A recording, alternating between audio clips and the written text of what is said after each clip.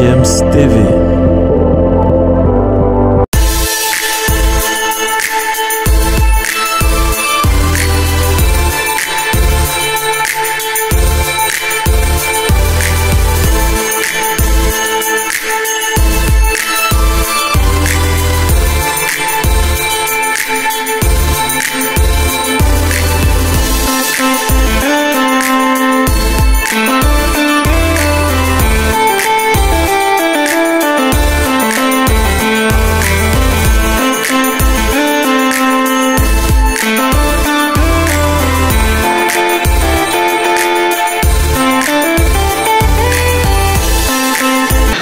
Question qu'on va donc se poser tout de suite, c'est de savoir si le titre est encore possible pour le Real de Madrid après cette défaite hier au Nou Camp 2-1 face au FC Barcelone. Oui, c'était donc lors du Classico riche en enjeux, en intensité et en suspense.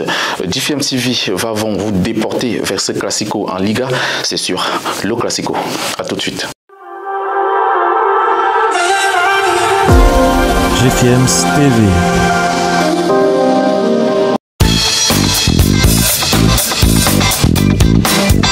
Nous sommes donc rendus à la 26e journée de la Liga et le FC Barcelone, leader avec ses 65 points, reçoit le Real de Madrid qui est en deuxième position avec 56 points. L'objectif pour les hommes de Xavi Hernandez est clair, il faut creuser davantage l'écart et aller vers le sacre.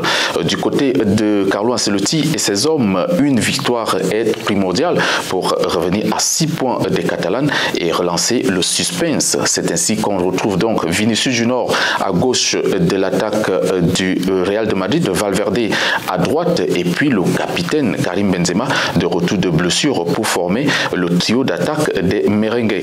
Toni Kroos est bien présent au niveau du milieu du terrain avec Luka Modric et Eduardo Camavinga préféré à Tchouaméni qui était donc sur le banc. Fernandes, Rudiger, Militao et Carvajal composaient ainsi la défense et puis Thibaut Courtois était lui dans les buts. Du côté de Xavi Hernandez, on va donc faire confiance à Rafinha, Lewandowski et Gavi en attaque. Le très expérimenté Sergio Busquets, Roberto et puis De Jong vont donc former le milieu de terrain. Par contre, Araujo, Koundé et puis Christensen, sans oublier Baldé, vont assurer la ligne défensive alors que Ter Stegen sera donc le gardien dans les buts de l'équipe du FC Barcelone. C'est ainsi que Ronald Araujo marque contre son camp. Nous sommes à la 9e minute et permet au Real de Madrid de mener au score 1-0. Le match s'anime et à la 45e minute, Sergio Roberto ramène les deux équipes à 1 but partout. Le Classico est relancé et c'est la pause donc qui s'annonce avec ce score de parité. Du retour donc des vestiaires, Carlo Ancelotti revoit sa copie et en deuxième période, on va, n'est-ce pas, faire entrer Fernand Mendy, Rodrigo, Aurélien Tchouaméni et Asensio ou encore Ceballos du côté du Real de Madrid. La tactique est claire, il faut aller, n'est-ce pas, inquiéter cette équipe du FC Barcelone et chercher le deuxième but pour, n'est-ce pas, aller, pourquoi pas, décrocher les 3 points de la partie. Marco Asensio, nouvellement entré, va donc marquer le deuxième but du Real de Madrid. Le public exulte et croit ainsi à la délivrance.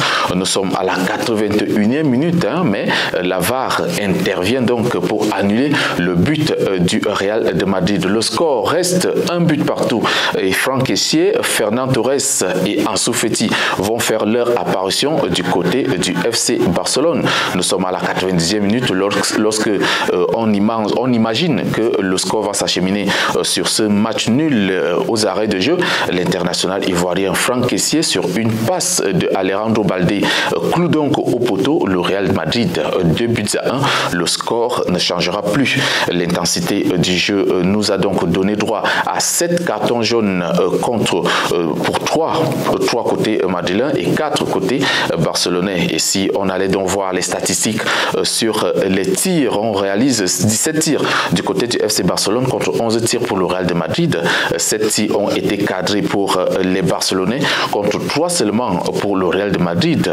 Ce FC Barcelone a obtenu 8 corners contre un seul pour le Real de Madrid. Et puis il y a eu 2 sauvetages de Ter Stegen, le gardien de but du FC Barcelone, contre 5 sauvetages de Thibaut Courtois du côté du Real de Madrid.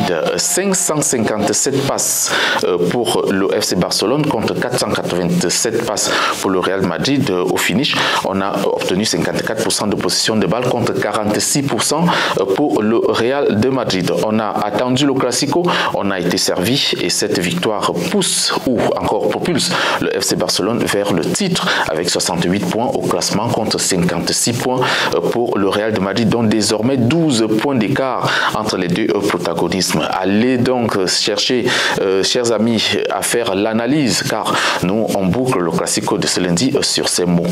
Portez-vous bien et à très bientôt.